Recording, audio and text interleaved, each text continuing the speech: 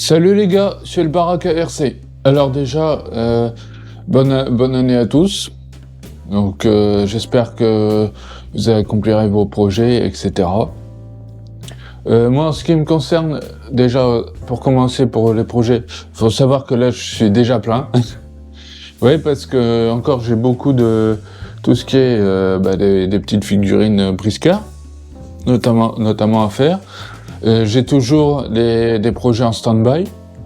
Par exemple, là, un 5e en haut. En gros, j'ai dû le mettre un petit peu en stand-by, déjà premièrement pour des raisons financières.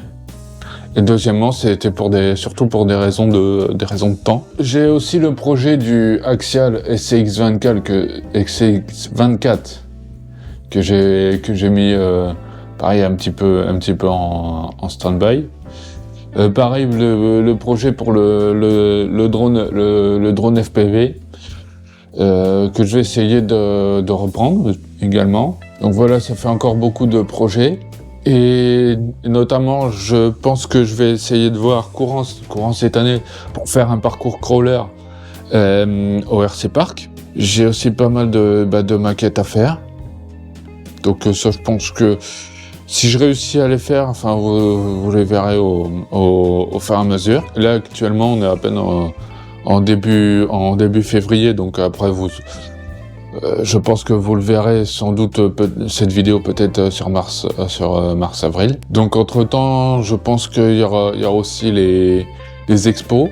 Il y a aussi une petite idée aussi qui commence à s'immiscer dans ma tête. Est-ce que vous voulez que je vous fasse des vidéos notamment sur Briscard, comment est-ce que fonctionne le jeu, etc. Donc ça, dites-le moi en commentaire. Bref, beaucoup de projets.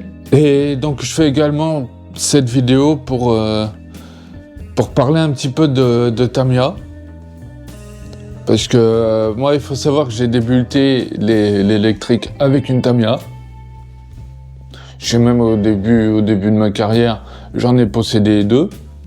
J'ai eu l'occasion de bricoler notamment sur des TT01. J'ai également reçu par le passé le Tamiya DT03. Donc je parle de ça il y a au moins 4-5 ans à peu près. Donc j'ai revendu depuis le châssis. Enfin bon bref, je vais venir un petit peu au fur et à mesure. Et en gros, je fais cette vidéo parce que honnêtement, Tamiya, il y a à chaque fois un truc qui va pas. Alors, en soi, pour les débutants, c'est plutôt bien parce que les Tamiya, surtout tout ce qui est les petits TT01, les M05, ça permet aussi un petit peu d'appréhender la mécanique pour les débutants. Puisqu'en soi, ça reste quand même des mécaniques simples. Mais honnêtement, si je prends plus de Tamiya actuellement, c'est pour plusieurs choses qui, pour moi, sont vraiment essentielles pour qu'une voiture marche bien sur le long terme. Puisque j'ai commencé avec un Tamiya DB01 pour l'électrique. Pour ceux qui ne savent pas, le Tamiya DB01, c'est un dérivé du TRF 501X. Et en gros, c'est un buggy 4 roues motrices par courroie. Donc avec le moteur qui était au centre du châssis, le variateur qui était, si mes souvenirs sont bons, le variateur qui était à droite.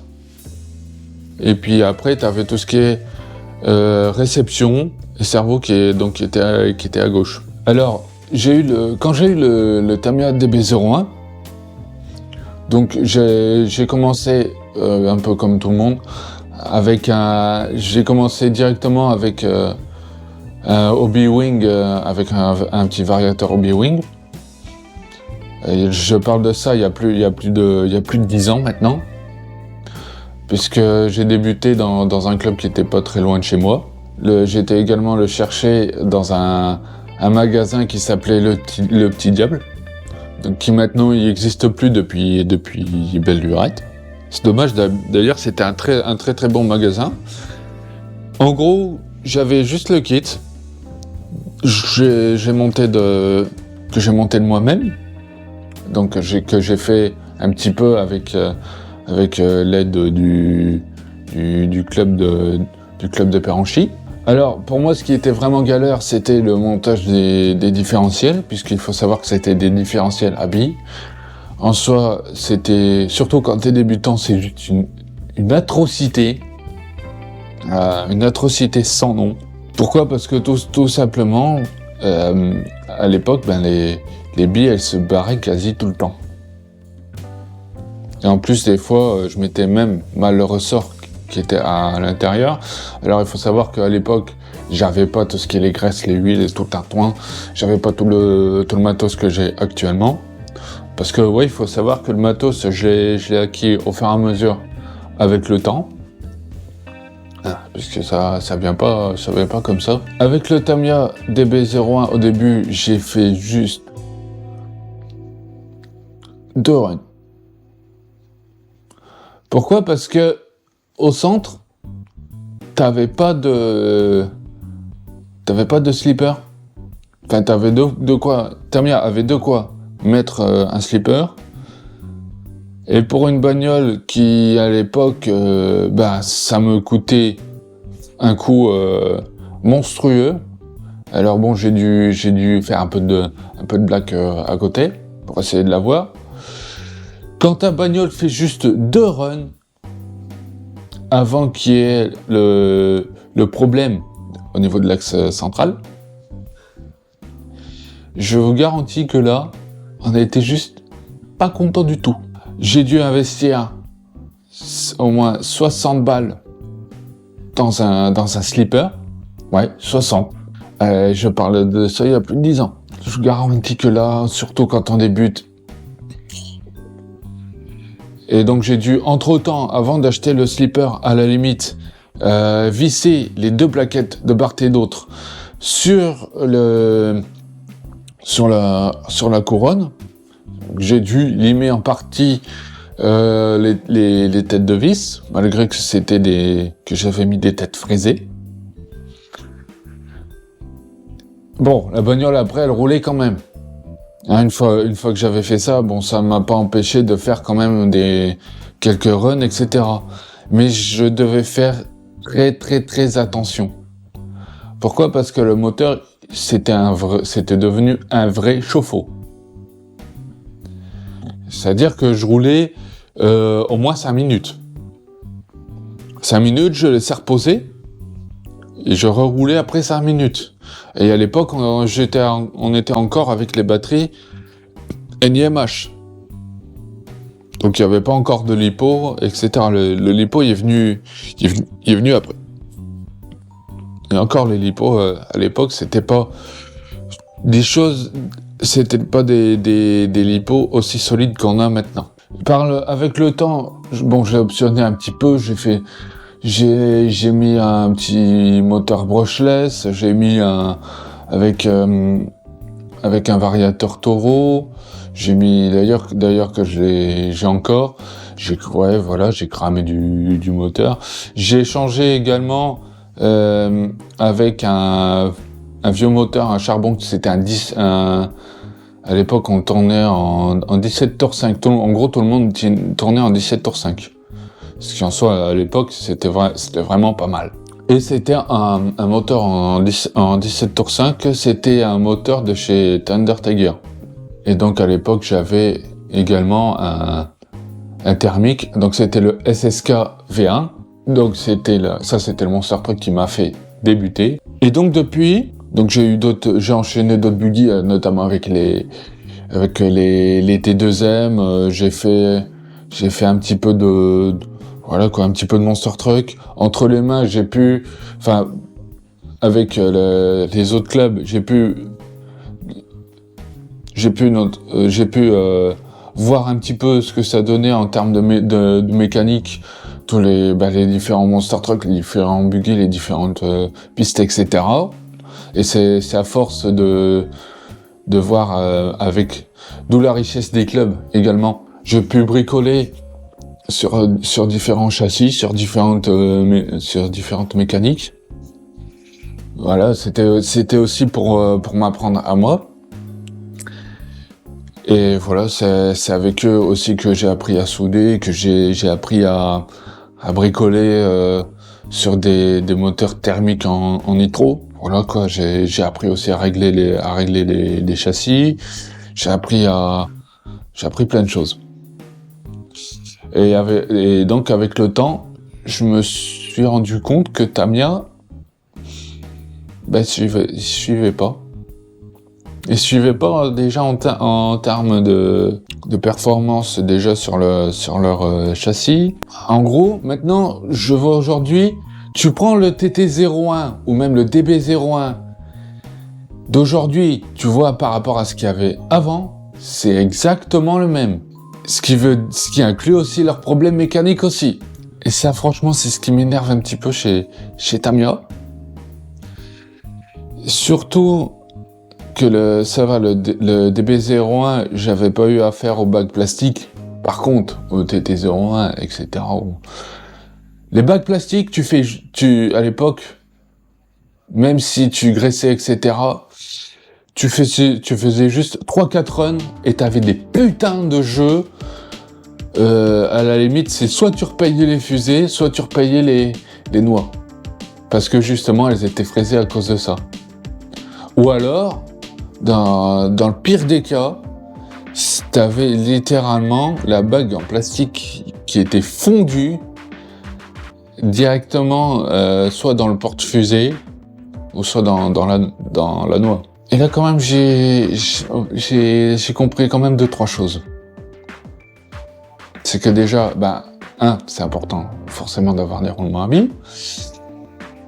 T'as pas de slipper, tout simplement, c'est soit toute la mécanique qui te cause un stress monstrueux derrière, et donc du coup, ça te casse, par exemple, ça peut te casser les différentiels, ça peut te casser notamment les pignons, ça peut te casser plein de choses en fait, plein de choses. Alors en soi, les cardans Tamiya, la transmission Tamiya, c'était quand même plutôt solide. Et là, à l'inverse, du coup, le moteur il prend plein la gueule. J'espère que Tamiya va évoluer avec le temps, parce que oui, entre temps, même l'année dernière, il y avait eu des buggy qui me faisaient envie. Parce que moi, il faut savoir que maintenant, si t'as pas de slipper, de différentiel ou de clutch drive, enfin au moins un truc qui permet au moins de soulager un petit peu la transmission, à part pour les pistes, puisque ça va pour les pistes, tu te dois d'accélérer progressivement, ça c'est plus le pilote qui fait, et surtout pour les 1/5, et en soi comme les pneus ils sont pas forcément même moins adhérents qu'à la limite ce type de pneus là, bon à la limite tu dérapes un coup et puis voilà. Alors à la limite, et encore chez les 1/10 ça adhère très fort, et encore c'est des véhicules qui sont extrêmement légers, donc ça limite un peu la casse, mais bon, je suis toujours pas très chaud pour ça, mais bon, si ça marche, bon, ça marche. En soi, il devrait pas avoir trop de soucis. Mais en gros, moi, c'est plus pour les tout-terrains.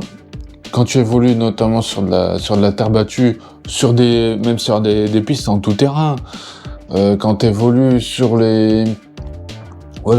n'importe quel autre endroit, par exemple, même sur du gravier, sur de l'herbe, etc., la transmission, là, on prend plein la tronche. Ah, on dirait pas comme ça. Mais en vrai, elle se prend énormément dans la gueule.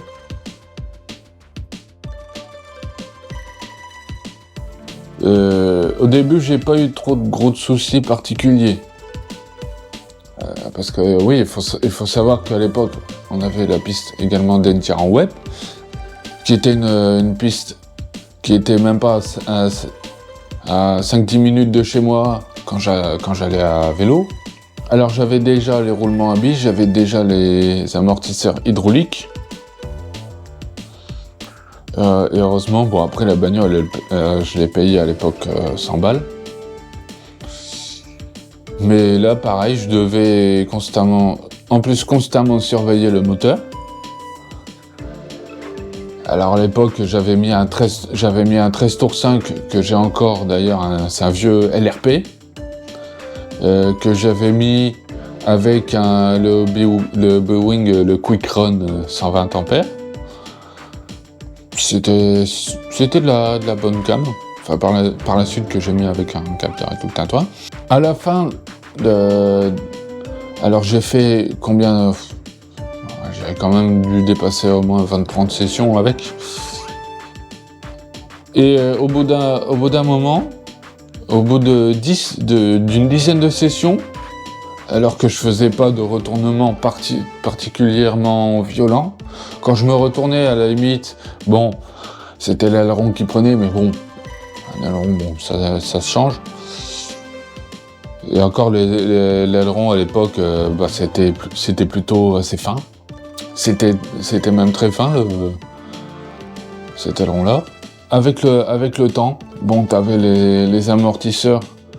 Bon, c'était quand même bon, c'était assez bon, c'était quand même plutôt globalement bien fait ce châssis-là.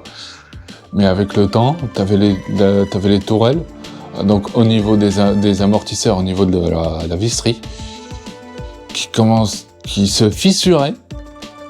C'était sur le premier châssis que je voyais ça, alors qu'auparavant sur le DB01, j'avais jamais eu ça. J'avais juste ce problème de slipper. À la fin, le DT03, je l'ai collectionné. C'était très vite comme ça. J'avais les tourelles qui se fissuraient. J'avais aussi le problème de chauffe à gérer. Au bout d'un moment, t'avais les étriers avant qu'ils avaient pris en gros, qui arrêtaient pas de se péter. J'ai changé, j'ai pété, j'ai changé, je l'ai pété. Au bout d'un moment. Bon, j'étais passé à des options GPM. Mais là, pareil, 3-4 runs, ça t'a pris un jeu monstrueux. Au niveau de la direction, des fois même la direction, tu prenais la bagnole, elle faisait, à la limite, là t'avais le train avant, clac, et elle faisait...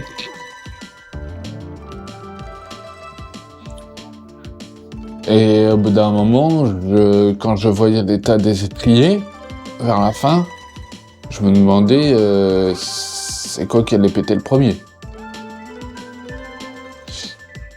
C'était vraiment à la limite à ce point-là. Alors au bout d'un moment, j'ai retiré tout l'électronique parce que j'en avais tellement marre de ce châssis. J'avais investi également dans des amortisseurs accord aluminium de chez 3 Racing, aujourd'hui ils sont plus en vente. Mais bref, j'en avais tellement marre de ce châssis-là que à la fin, donc j'avais un pote, c'était à la limite Tamiya, tu lui parlais de Tamiya, c'était il partait au 7e ciel. Bref. Au final, bon, je lui en ai donné, je lui ai dit, vas-y, fais ce que tu veux, sers-toi comme pièce, j'en avais tellement marre de ce châssis. Parce que pour moi, au bout d'un moment, c'était devenu quasi un trou financier. Et donc, j'ai aussi dans ma carrière, vous avez peut-être vu, même depuis le début de la chaîne, le Tamiya CC01.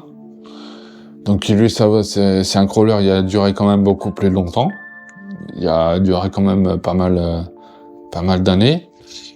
Tous les ans, alors faut savoir qu'avant, j'avais eu pas d'autres crawlers. Tout du moins, des crawlers à moi.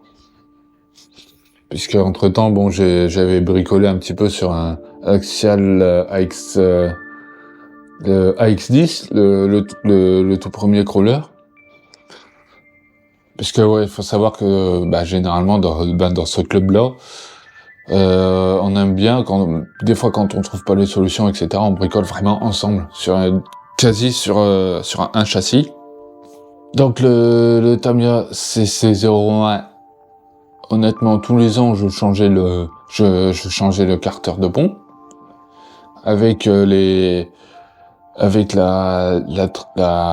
l'arbre central. Donc pour moi, entre guillemets, c'était un peu normal. Alors que bon, normalement, ça devrait être pas. Au bout d'un moment, la transmission, et c'est pourquoi j'ai changé, notamment le camion de châssis. Au bout d'un moment, la transmission, elle sautait. Au bout d'un moment, quand tu commençais même à peine avoir une pente, c'était vraiment toute la transmission qui sautait. C'était surtout au niveau des pignons. Alors que bon, auparavant, je vissais à la limite, je faisais au tournevis. Puis, bon, au bout d'un moment, chaque fois, je rebricolais le châssis, voilà, pour essayer de voir au moins ce qui allait pas, etc. Et puis au bout d'un moment, quand je me suis amusé à faire le compte par rapport à ce qu'il me fallait pour leur mettre à neuf, j'étais à dépasser à plus de 100 balles. Alors je me suis dit, au bout d'un moment, réfléchis à deux fois. Soit tu investis plus de 100 balles dans ce châssis-là, soit tu investis dans un autre du même gabarit, mais à ce moment-là, tu serais tranquille pendant pas mal de temps. Et c'est pour ça que après, je suis passé au MST CMX. Là, j'ai vu clairement la différence entre ce que c'est un crawler, un bon plastique déjà, surtout un bon plastique, un bon châssis qui tient sur le long terme. Et je l'ai vu également avec le Traxxas, le TRX4 que j'ai actuellement. La différence, elle est claire. Il n'y a pas photo. Déjà le MST CMX, depuis que je l'ai, je fais alors que bon, il y avait également le moteur axial de 55 tours. Là actuellement, il est sur un moteur avec les charbons interchangeables. D'ailleurs, si vous voulez une vidéo sur comment changer ces charbons sur ce type de moteur-là, dites-le moi en commentaire. Vous allez voir que c'est extrêmement simple. Je fais juste l'entretien des châssis réguliers, notamment quand ils passent dans la boue, etc. Et c'est tout. J'ai rien eu d'autre à changer. Voire même quasi à rien du tout. À part pour optionner, notamment pour le TRX4. Mais c'est tout. Et encore là même, les plastiques que j'ai là, ils ont pas pris un jeu. Et maintenant, quand je vois les Tamiya d'aujourd'hui, je me pose encore beaucoup de questions. Parce j'ai l'impression qu'ils ne souhaitent pas évoluer par rapport aux critiques qu'on fait, etc. Alors, moi, ce qui me faisait envie, c'était le Tamiya, le BBX.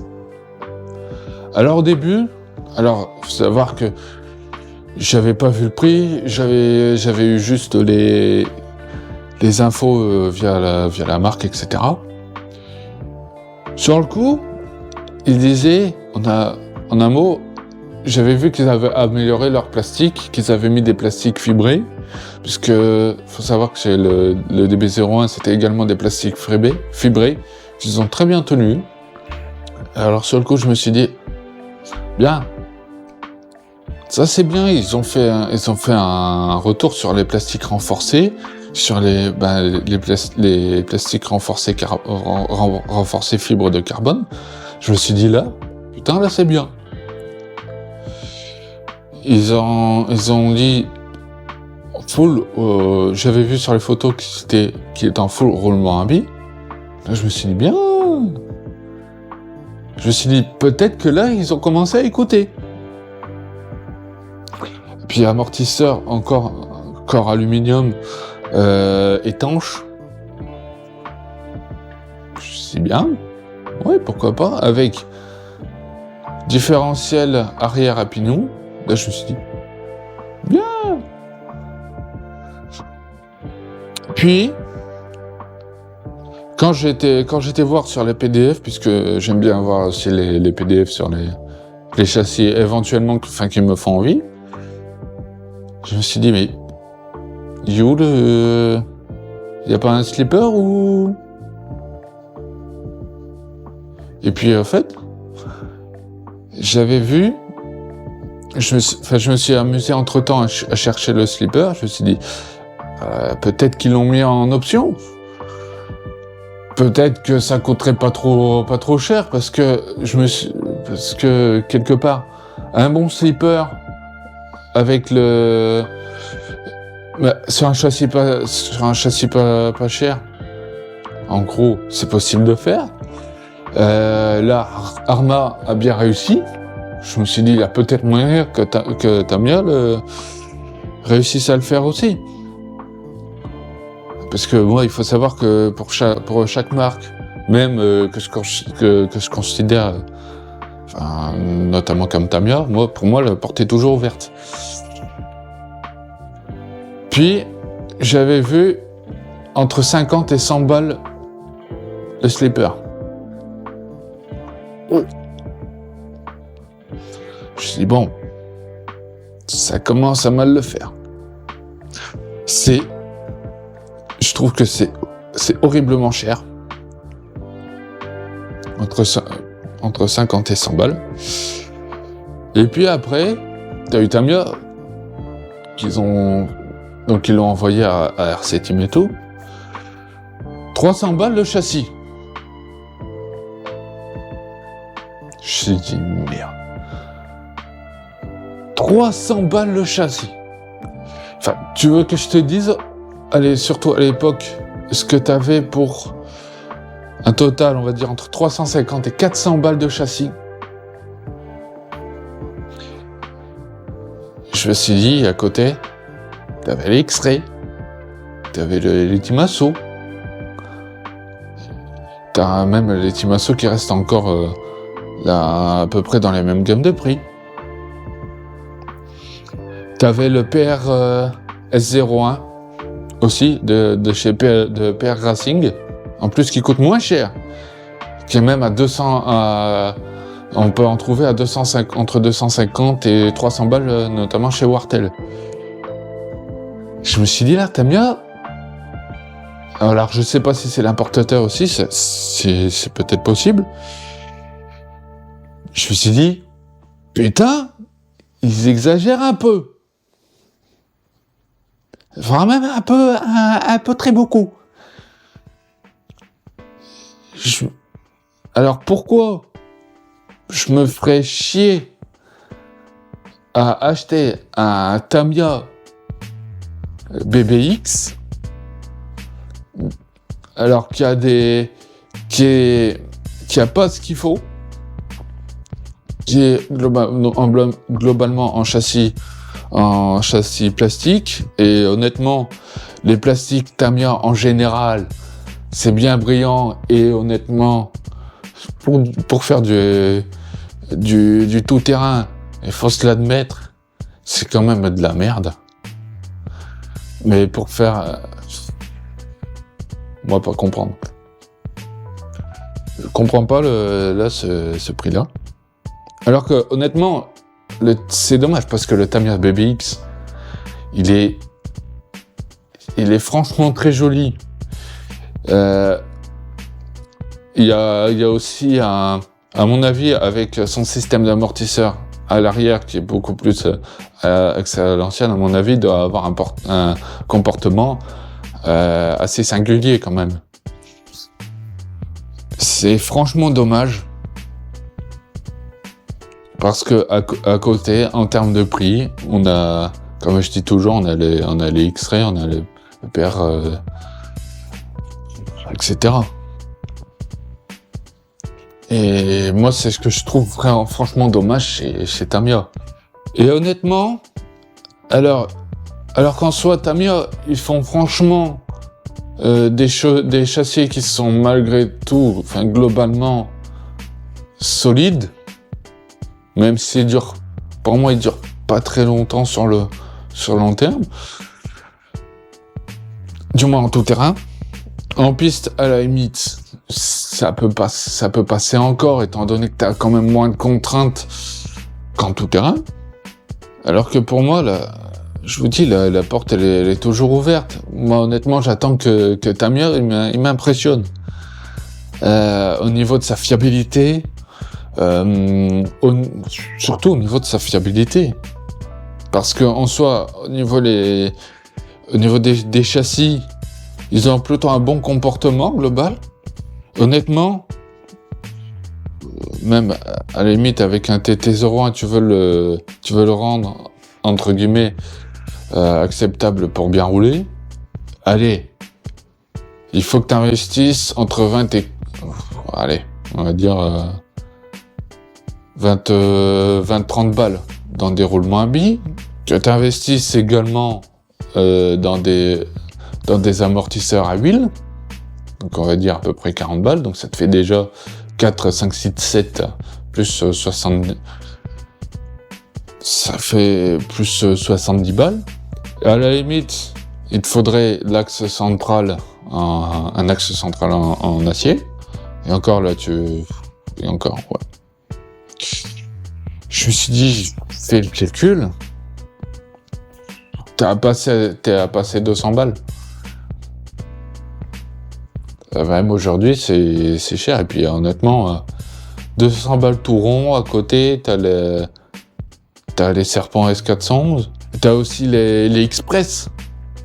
En transmission par courroie, tu peux l'avoir en front, en deux roues motrices. En traction. Tu peux avoir même chez les Carten. Allez, pour... on va dire aujourd'hui, entre 100 et 120 balles, t'as la Carten T410, qui en soi, il y a tout ce qu'il faut pour bien rouler. Alors t'as les roulements à billes, t'as la transmission qui est en partie en métal, t'as les amortisseurs hydrauliques, t'as déjà tout ce que fait, tout ce qui est bien pour bien rouler en piste,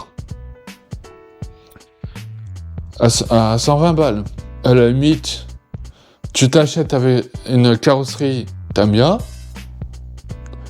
et au final, ça te revient quasi à la même chose, pour beaucoup moins cher que Tamiya. N'hésitez pas à dire également votre avis sur la marque Tamiya, éventuellement sur les autres marques que j'ai évoquées. Donc voilà, n'hésitez pas à les dire également en commentaire. Comme ça me permettra d'avoir un petit peu plus d'avis divers. Et puis peut-être, qui sait, par la suite, peut-être que j'espère que Tamiya il puisse au moins améliorer les points. Certains points notamment que j'ai évoqués, et honnêtement j'espère rien. Honnêtement, bon, j'attends plus vraiment quelque chose de Tamiya maintenant. Même pour les vintage. Mais enfin bon, bref. Sur ce, ciao.